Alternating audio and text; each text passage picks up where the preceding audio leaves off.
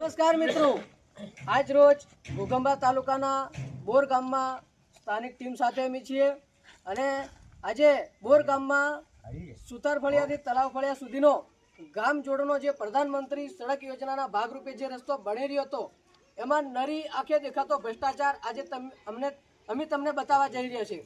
આવો તમને નરી આંખે અમે ભ્રષ્ટાચાર બતાવીએ। દેખો આજે આ તમને નરી આંખે દેખાતો ભ્રષ્ટાચાર છે મિત્રો, અને અમુક અંધ ભક્તોને નહીં દેખાતો હોય તો એમને અમે કહેશું કે તમે ધોળા ચશ્મા પહેરી અને ભાળો।